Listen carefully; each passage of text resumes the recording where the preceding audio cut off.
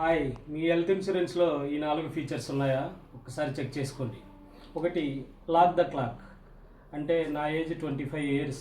నేను పాలసీలో ఎంటర్ అయ్యే టైంలో నేను ఒక 20,000 కట్టాను.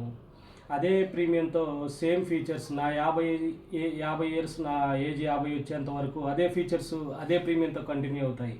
తెలుసా మీకు అది? రెండోది, మెటర్నిటీ కవరేజ్. రీసెంట్గా మ్యారేజ్ అయింది. ప్రెగ్నెన్సీ టైంలో కూడా నాకు మెటర్నిటీ కవరేజ్ వచ్చే బెనిఫిట్ ఉంది. మీ పాలసీలో మెటర్నిటీ కవరేజ్ బెనిఫిట్ ఉందా?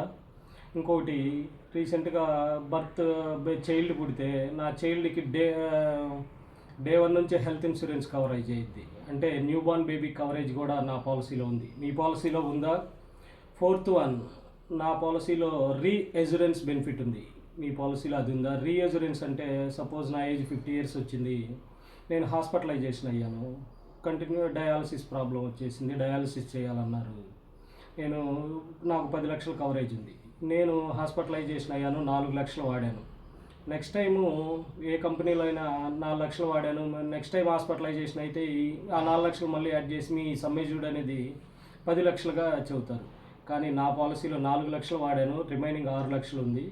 నాకు మళ్ళీ రీఎజురెన్స్ అంటే ఇంకొక 10 లక్షలు యాడ్ చేస్తారు. అంటే నా ఇన్సూరెన్స్ నెక్స్ట్ టైం హాస్పిటలైజ్ చేసినప్పుడు 16 లక్షలు ఉంటుంది. నేను మళ్ళీ హాస్పిటలైజేషన్ అయినా 16 లక్షల్లో 2 లక్షలు వాడాను.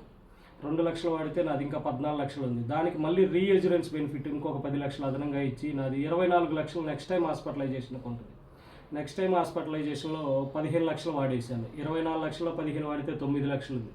మళ్ళీ రీఎజురెన్స్ బెనిఫిట్. ఇదంతా 1 ఇయర్లోనే ప్రతి సంవత్సరం కంటిన్యూగా మనం హాస్పిటలైజేషన్ అయ్యే ప్రాబ్లమ్స్ వస్తే, like cancer and dialysis, this type of Chronicle diseases ఏమైనా వస్తే మనకి ఈ రీఎజురెన్స్ బెనిఫిట్ ఉండటం వల్ల రెగ్యులర్గా హాస్పిటలైజేషన్ అయ్యి ట్రీట్మెంట్ చేయించుకోవాలనుకుంటే ఈ బెనిఫిట్ అనేది మీకు బాగా యూజ్ అయ్యింది. ఈ బెనిఫిట్ అనేది మీ పాలసీలో ఉందా? ఒక్కసారి చెక్ చేసుకోండి.